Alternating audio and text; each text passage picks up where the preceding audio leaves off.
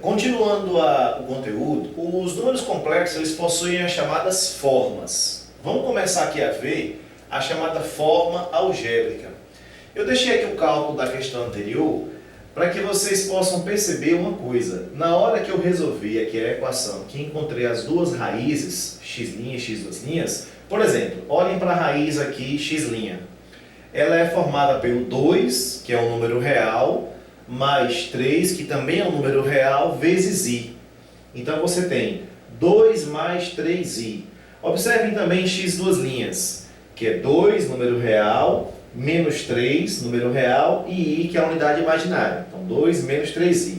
No geral, vocês vão perceber que os números complexos têm sempre essa estrutura. Ou seja, que alguém vai chamar de parte real, que é a letra A, mais a parte imaginária, que é a letra B, mais a unidade imaginária. Normalmente, nos livros, vocês vão ver essa simbologia aqui, ó, A mais BI. O número complexo Z é igual a A mais BI. Então, no geral, vai ser assim. A parte real, você vai estar simbolizando por isso aqui, ó, REZ, ou seja, parte real de Z, que nesse caso aqui é equivalente a quem? É equivalente ao número real A. A parte imaginária, eu vou estar simbolizando por IMZ, tá? Que é parte imaginária de Z, que nesse caso vai ser o número B. Tudo bem? É importante lembrar que tanto A e B são números reais, mas dentro desse contexto aqui, A é a parte real e B é a parte imaginária. Então, por exemplo, nós resolvemos aqui essa equação. Se eu quisesse chamar, ao invés de escrever x', eu poderia chamar isso aí de Z. Z igual a 2 mais 3i. Pronto, poderia ser isso aqui. Dessa maneira, a parte real seria 2. Então, para a gente aqui, o valor de A seria 2, não é? Então, esse 2 aqui seria a parte real, seria equivalente ao valor de A. E esse 3 aqui vai ser a parte imaginária, equivalente ao valor de B. Então, parte real é 2 e parte imaginária vai ser igual a 3. Ainda pegando esse exemplo, observem que a única diferença que tem dessa raiz para essa outra raiz aqui é o sinal da parte imaginária que mudou. Existe um nome para isso daqui, que é chamado de conjugado de número complexo. Assim, no geral, você pode dizer o seguinte, que o conjugado do número complexo A mais BI é dado por esse Z com esse tracinho aqui em cima, que vai ser A menos BI. Então, nesse caso, o conjugado do número complexo 2 mais 3i, o seu conjugado vai ser o quê, pessoal? O conjugado desse número complexo vai ser igual a quanto? 2 menos 3i. Tá certo? Então, 2 menos 3i. No exemplo anterior, notem que as raízes são números complexos conjugados. Isso sempre vai acontecer, e anote aí, tá? Sempre vai acontecer quando eu tiver uma equação em que os coeficientes são reais. As raízes complexas sempre serão números conjugados. Bom, baseado ainda na forma algébrica, vamos conferir aqui 4 exemplos para a gente fixar bem esse início, certo, galera? Olha só, aqui é o número complexo Z1, onde a parte real é 5 e a parte imaginária é menos 7. Ou seja, para a gente aqui, esse 5 ele vai funcionar como sendo a parte real. E esse 7 aqui vai funcionar para a gente como sendo o quê? Como sendo a parte imaginária do número complexo Z1. Muitas vezes a gente pode fazer isso daqui, ó, tá? Escreve RE, aí coloca, por exemplo, Z1. Que a gente está fazendo então aqui, está mostrando que isso aqui é a parte real do número complexo Z1. Se eu quiser saber então o conjugado de Z1, muito simples, né? Então, Z1 é igual a 5 menos 7i. E o seu conjugado? Aí o conjugado é 5 mais 7i. Ou seja, você só muda o sinal da parte imaginária. Agora vejam Z2. Z2 é igual a 3 mais 4i. Parte real é 3, parte imaginária é 4.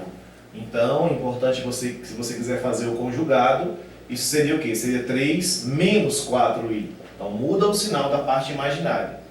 Z3 é menos 4i. Então, seu conjugado, Z3, aí coloca um traço em cima aqui, você muda o sinal da parte imaginária. Como ele só tem parte imaginária, isso vai ser então igual a 4 vezes i. E por último eu tenho aqui Z4 igual a 8. Pessoal, observe que Z4 não tem parte imaginária, só tem parte real. Então nesse caso você vai dizer então que o conjugado de Z4 será o próprio 8, porque não tem nenhum sinal para você mudar. Pessoal, agora é o seguinte, esse item aqui da classificação é bem simples, tá? Você vai então conseguir classificar o número complexo A mais BI em dois grupos. Imaginário puro, quando a parte real for igual a zero, e quando a parte imaginária for diferente de zero, por exemplo, que você tem Z3 igual a menos 4i. Então Z3 igual a menos 4i, notem que não tem parte real, só tem parte imaginária. Dessa maneira, então, você vai dizer que ele é um imaginário puro. A mesma coisa acontece com o seu conjugado também, tá, pessoal? Não tem parte real, só tem parte imaginária, que é o 4, ou seja, também imaginário puro. Agora, quando é que ele vai ser um complexo real? Quando a parte imaginária for igual a zero. Então, quando o B for igual a zero, vai desaparecer essa parte e ficar apenas a parte real. Por exemplo, aqui, Z4 igual a 8, ele não tem parte imaginária, então ele é um complexo real. Ou então o seu conjugado também, tá certo? Que não tem parte imaginária, só tem parte real. Então, para fixar legal a classificação, olha só, determine o valor de x para que o número complexo z igual a 4 mais x menos 3 vezes i seja real. Pessoal, é o seguinte, para ser real, basta você observar o quê? Que a parte imaginária deve ser igual a zero.